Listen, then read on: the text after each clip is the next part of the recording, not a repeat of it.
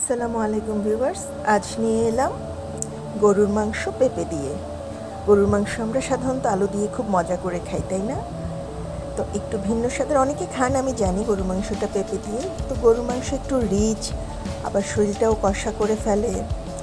পেঁপে দিয়ে গরুর মাংস আমার এই রেসিপিটা করে দেখবেন, দারুণ মজা হয়, ভীষণ মজা হয়।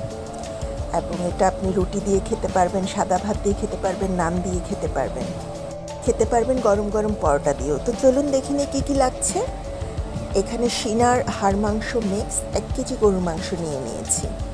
গরুর মাংসগুলো ছোট ছোট পিস, আর হাড়গুলো যতটুকু দোকান থেকে কেটে দেয়া অতটুকুনি নিয়েছি। 3 পোয়ার কাছাকাছি ওজনের একটা পেঁপে, ভালো করে ছিলে পরিষ্কার করে ধুয়ে এই যে বড় বড় করে নিয়েছি টুকরোগুলো, কারণ পেঁপে কিন্তু সিদ্ধ হয়ে গেলে গলে যায়, তাই একটু বড় করেই রেখেছি, ছোট হলে তাড়াতাড়ি গলে যাবে।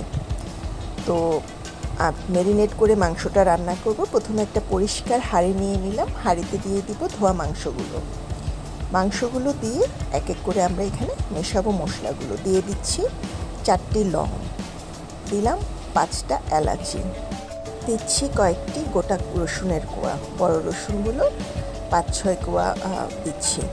যেহেতু আমি রসুন কুচি করেও দিব, তাই আমি গোটা এখানে 6 টুকরা রসুন দিলাম। 2টা তেজপাতা ধুয়ে 4 টুকরা করে দিয়েছি। এখন দেব পেঁয়াজ আর রসুন কুচিয়ে রাখা। এখানে বড় পেঁয়াজ দিচ্ছি 2টো কুচি করে, এবং রসুন প্রায় 8 কোয়ার মতো কোচানো। এই কুচিগুলো এখানে দিচ্ছি। আমি আবার পরে একটু পেঁয়াজ বাটাও দিব, তাই বড় 2টো পেঁয়াজ এখানে দিলাম। তো এরপরে এক এক করে দিব মরিচটা হাটহাজারির মরিচ। এটা রঙটা খুব সুন্দর টকটকে লাল হয়, কিন্তু ঝাল কম।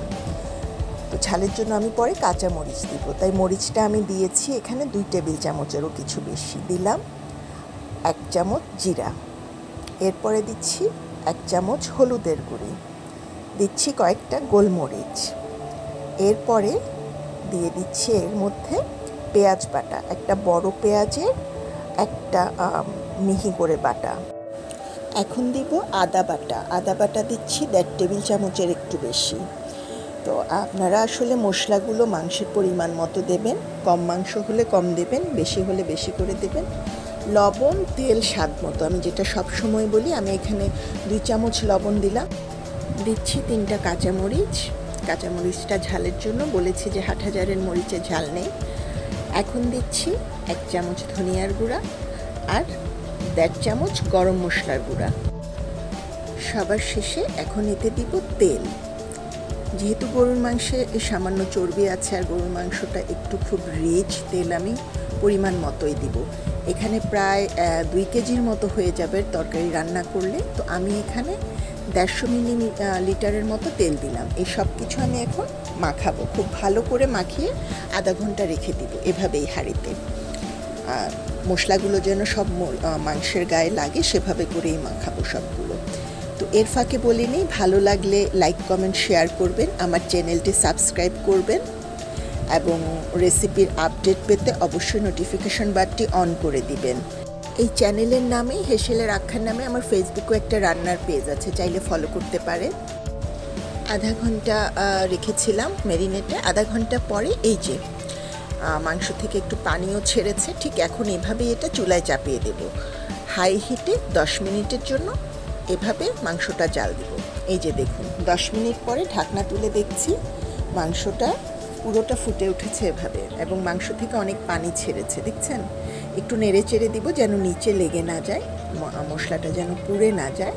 তো ভালো করে নেড়ে চেড়ে দিতে হবে। ভালো করে নেড়ে চেড়ে দিয়ে চুলার হিটটা এখন সামান্য কমিয়ে দেব, মিডিয়ামে নিয়ে আসবো। মিডিয়াম হাই থেকে মিডিয়ামে নিয়ে এসে 1 কাপ ফুটানো কুসুম গরম জল মেশাবো। আমি যেটা সব সময় বলি, রান্নায় মাংস হোক, মাছ হোক, সবজি হোক, যদি পানি মেশাতে হয় খাবার পানি, ফোটানো পানি মেশাবেন, কাঁচা পানি দেবেন না। কাঁচা পানি বা ঠান্ডা পানি দিলে তরকারির স্বাদটা নষ্ট হয়ে যায়। মাংসে তো অবশ্যই নয়, মাংসে সবসময় গরম পানি বা কুসুম গরম পানি মেশাবেন।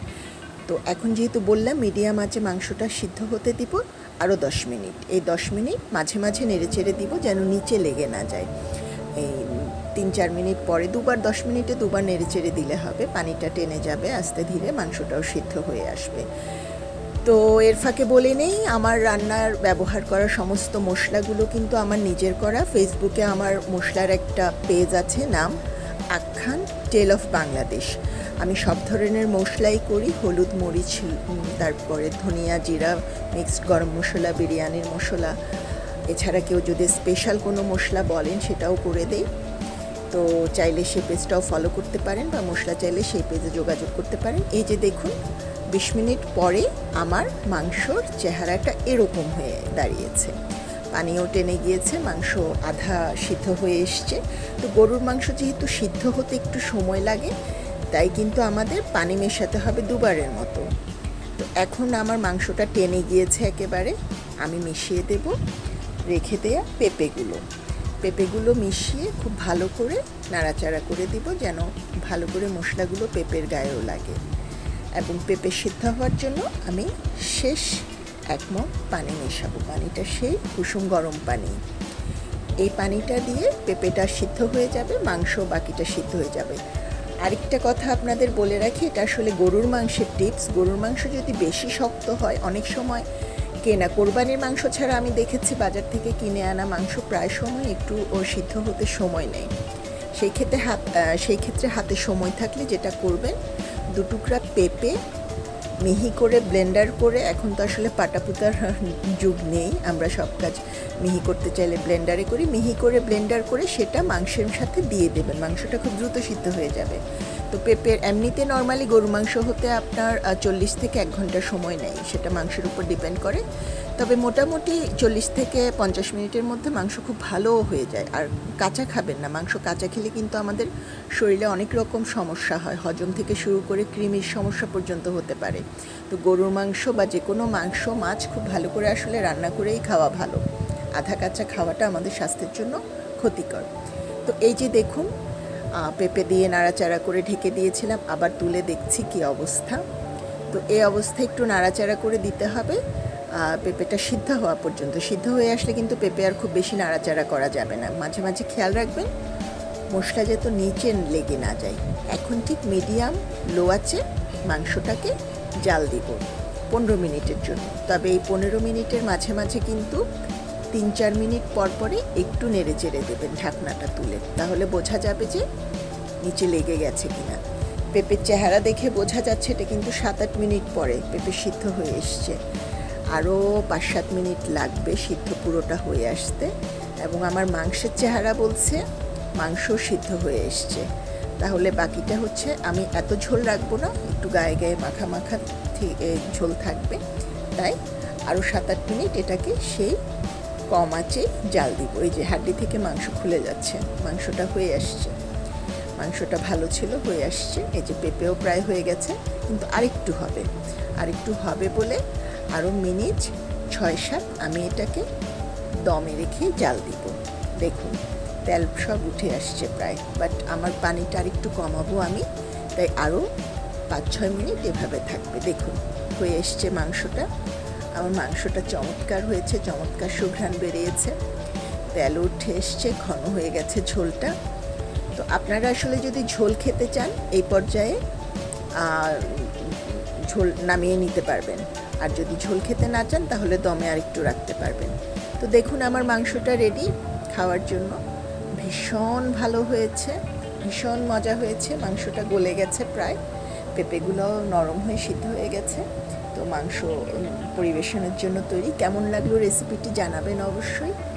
যারা করেন এভাবে তারা তো করেন, আমি সবসময় বলি যে আমার চ্যানেলটা নতুন রাঁধুনিদের জন্য, আশা করি তাদের উপকার হলো। দেখার জন্য অনেক ধন্যবাদ।